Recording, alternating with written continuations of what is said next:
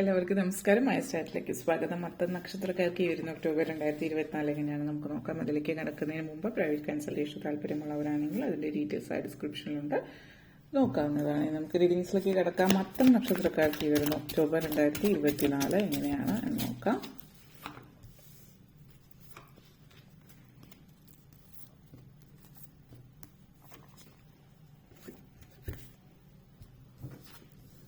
Page of Wands, Eight of Cups, Strength, Queen of Pentacles, Empress Energy, King of Wands.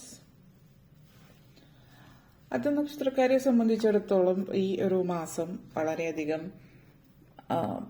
നിങ്ങൾ വളരെയധികം സാമൂഹിക പ്രതിബദ്ധത കാണിക്കുന്ന ഒരു സമയമായിരിക്കും. ഏതൊരു കാര്യമായാലും നിങ്ങൾക്ക് ചുറ്റിനും നടക്കുന്ന അന്യായങ്ങളെ എതിർക്കാനോ അല്ലെങ്കിൽ കൺമുമ്പിൽ തെറ്റ് നടക്കുമ്പോൾ കണ്ടില്ലെന്ന് നടിച്ചു പോകുന്ന ഒരു സാഹചര്യം കാണിക്കുന്നില്ല. മറിച്ച് എല്ലാത്തിനെയും തെറ്റുകുറ്റങ്ങൾ കാണുമ്പോൾ അതിനെ ചോദ്യം ചെയ്യാനുള്ള ഒരു വ്യഗ്രത വളരെ കൂടുതലായിരിക്കും.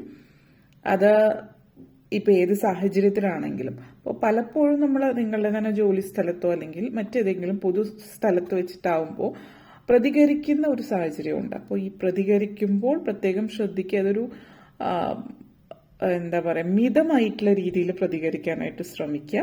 വളരെയധികം ദേഷ്യത്തോടു കൂടിയിട്ടോ അല്ലെങ്കിൽ ആളും തരവും നോക്കാതെയുള്ള പ്രതികരിക്കലോ ഒക്കെ ശ്രദ്ധിക്കേണ്ടതാണ്. നിങ്ങളെ പ്രതികൂലമായിട്ട് ബാധിക്കാതെ ശ്രദ്ധിക്കുക. പിന്നെ തീർച്ചയായിട്ടും പ്രതികരിക്കുന്നത് നല്ലത് തന്നെയാണ്. നമ്മൾ പറയുമല്ലോ, എല്ലാം നോക്കിയും കണ്ടും ഒക്കെ ചെയ്യുക എന്നുള്ളൊരു കാര്യം കൂടിയിട്ട് മാത്രമാണ് ഇവിടെ പറയാനുള്ളത്. അതൊന്ന് ശ്രദ്ധിച്ചാൽ മതിയാവും.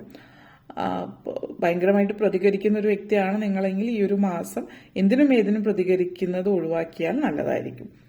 വിദ്യാർത്ഥികളെ സംബന്ധിച്ചിടത്തോളം ഈ ഒരു മാസം പൊതുവിൽ വിദ്യാഭ്യാസവുമായിട്ട് ബന്ധപ്പെടുത്തിയിട്ട് വിദ്യാഭ്യാസത്തെക്കാൾ കൂടുതൽ നിങ്ങൾ മറ്റു കാര്യങ്ങൾക്ക് ഇപ്പോൾ എക്സ്ട്രാ കരിക്കുലർ ആക്ടിവിറ്റീസിൽ കൂടുതൽ താല്പര്യം പ്രകടിപ്പിക്കുന്ന ഒരു സാധ്യത സൂചിപ്പിക്കുന്നുണ്ട് ഈ ഒരു മാസത്തിൽ. അപ്പോൾ നിങ്ങൾ ഭയങ്കരമായിട്ട് ആർട്സിലും സ്പോർട്സിലും ഒക്കെ നിങ്ങൾ ഒത്തിരി അങ്ങനെയുള്ള കാര്യങ്ങളിലൊക്കെ നിങ്ങൾ ഒത്തിരി ഇൻട്രസ്റ്റ് കാണിക്കുന്നുണ്ട്. അപ്പോൾ ആർട്സും സ്പോർട്സും പോലുള്ള കാര്യങ്ങളിലോ ഒക്കെ ഇൻട്രസ്റ്റ് കാണിക്കുന്നത് വളരെ നല്ല കാര്യമാണ്.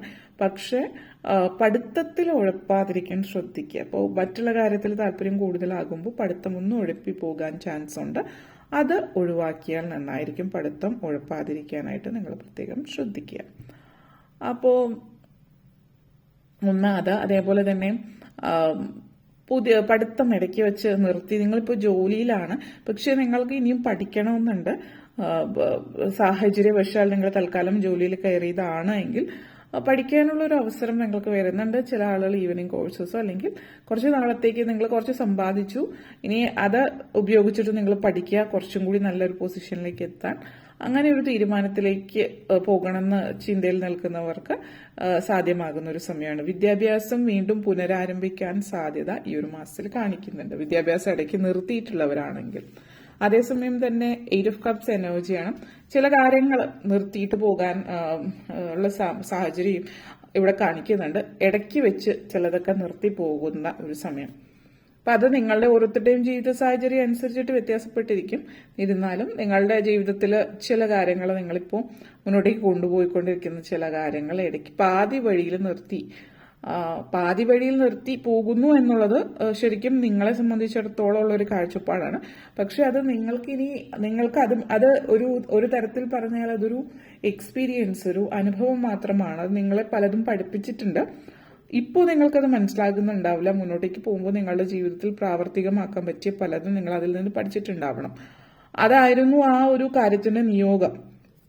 പക്ഷെ അതുമായി ഇനി മുന്നോട്ടേക്ക് പോകേണ്ട ആവശ്യകതയില്ല. ഇനി അതുകൊണ്ട് നിങ്ങൾക്കൊരു പ്രയോജനമില്ലാത്തത് കൊണ്ട് അതിൽ നിന്ന് മാറുന്നു എന്നുള്ളതാണ്.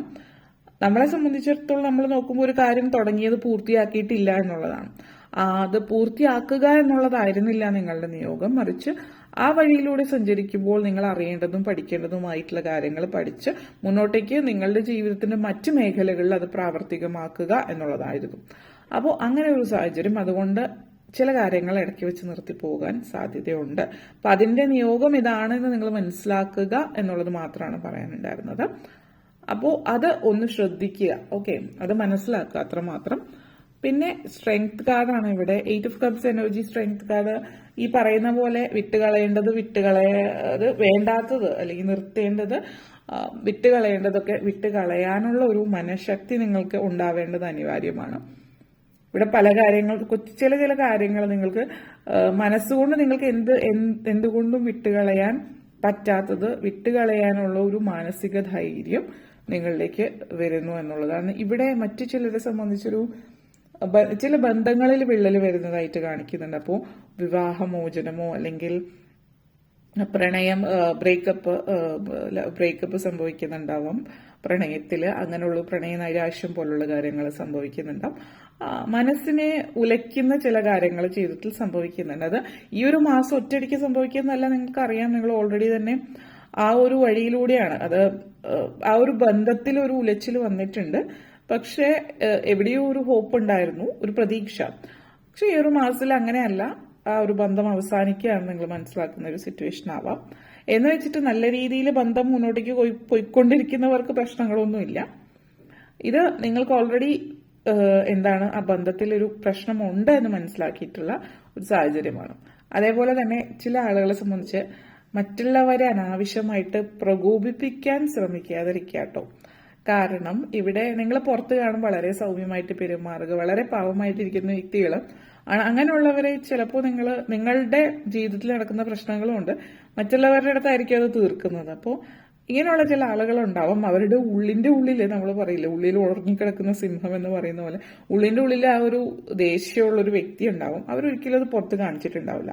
പക്ഷെ നമ്മൾ അവരെ പ്രകോപിപ്പിക്കുമ്പോൾ ആ ശരിയായിട്ടുള്ള രൂപം പുറത്ത് നിങ്ങൾക്ക് കാണേണ്ടി വരും. അതുകൊണ്ട് അത് പ്രത്യേകം ശ്രദ്ധിക്കുക എന്നുള്ളതാണ് പറയാനുള്ളത്. ഓക്കെ,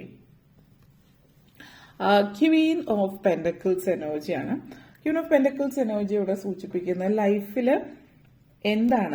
നിങ്ങൾ ചിന്തിക്കുന്നത് നിങ്ങളെ കുറിച്ചിട്ട്.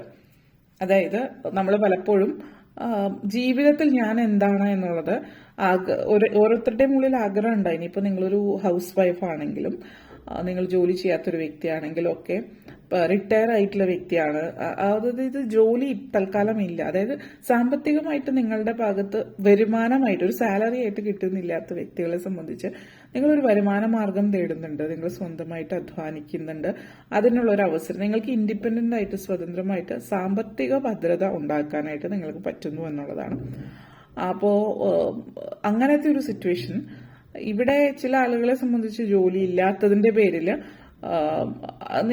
നിങ്ങൾക്കൊരു റെസ്പെക്റ്റ് ഒന്നും കിട്ടുന്നില്ല, അല്ലെങ്കിൽ സാമ്പത്തിക വരുമാനം ഇല്ലാത്ത ആളുകൾ, വീട്ടമ്മമാരോ അല്ലെങ്കിൽ ആ ഒരു റിട്ടയർ ആയിട്ടുള്ള ആളുകളൊക്കെ മടുപ്പ് ജീവിതത്തിലുണ്ടാവും. സാമ്പത്തിക ഭദ്രത മാത്രമല്ല, മടുപ്പും ഒക്കെ ഉള്ളവരെ സംബന്ധിച്ചിടത്തോളം ഒരു സാമ്പത്തിക ഭദ്രത, ഒരു സ്വന്തമായിട്ടൊരു അധ്വാനിച്ച് മുന്നോട്ടേക്ക് പോകാനുള്ള അവസരം വരുന്നുണ്ട്. ചിലപ്പോൾ ജോലിയായിരിക്കും, സ്വന്തമായിട്ട് ചെറിയ രീതിയിൽ എന്തെങ്കിലും ബിസിനസ് എന്നുള്ള രീതിയിലും ആകാം. സമ്പത്ത് കയ്യിലേക്ക് സ്ഥിരമായിട്ടൊരു വരുമാനം വരുന്നു എന്നുള്ളതാണ് സൂചിപ്പിക്കുന്നത്. അതേപോലെ എംപ്രസ് എനർജിയാണ്. പ്രഗ്നൻസി സിറ്റുവേഷൻ കാണിക്കുന്നുണ്ട് ചില ആളുകൾക്ക്. ഇവിടെ സൂചിപ്പിക്കുന്നതെന്ന് വെച്ച് കഴിഞ്ഞാൽ യങ് ഏജ് പ്രഗ്നൻസിയാണ്. അപ്പോൾ മീൻസ് 20-30 വയസ്സിന് ഇടയിലുള്ള പ്രായമുള്ളവരെ സംബന്ധിച്ചാണെങ്കിൽ പ്രത്യേകിച്ച് പ്രഗ്നൻസി സിറ്റുവേഷൻ സൂചിപ്പിക്കുന്നുണ്ട്. അതല്ലാത്തവരെ സംബന്ധിച്ചിടത്തോളം ഇവിടെ സൂചിപ്പിക്കുന്നത് എന്തെങ്കിലും പുതിയതായിട്ട് എന്തെങ്കിലും തുടങ്ങുന്നതായിരിക്കും. നിങ്ങൾ എന്തെങ്കിലും പുതിയതായിട്ട് സൃഷ്ടിക്കുന്നതാവാം. അപ്പോൾ അത് ഓരോരുത്തരുടെയും സാഹചര്യം അനുസരിച്ച് എന്തെങ്കിലും പുതിയ ഒരു കാര്യം നിങ്ങളായിട്ട് തുടങ്ങുന്നു എന്നുള്ളത്. ചിലപ്പോൾ ഒരു ബിസിനസ് ആവാം, മറ്റെന്തെങ്കിലും കാര്യങ്ങളാവാം, എന്തുമാവാം. അങ്ങനെയുള്ളൊരു പുതിയൊരു കാര്യം ജീവിതത്തിൽ നിങ്ങൾ തീരുമാനിക്കുകയോ തുടങ്ങുകയോ ചെയ്യുന്നു എന്നുള്ളത്. അതേപോലെ കിങ് ഓഫ് ഫോൺസ് എനർജിയാണ്. ഇവിടെ സൂചിപ്പിക്കുന്നത് ചില ആളുകൾ റിട്ടയർ ആയിട്ടുള്ള ആളുകളാണെങ്കിൽ നിങ്ങൾ റിട്ടയർമെന്റ്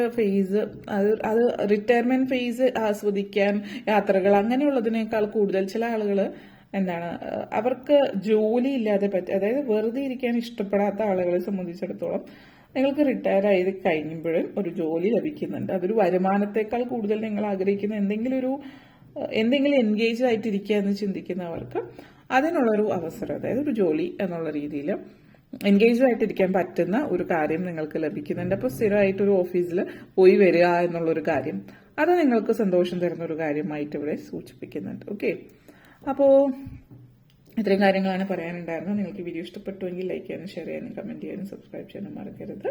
എല്ലാവർക്കും നന്ദി, നമസ്കാരം.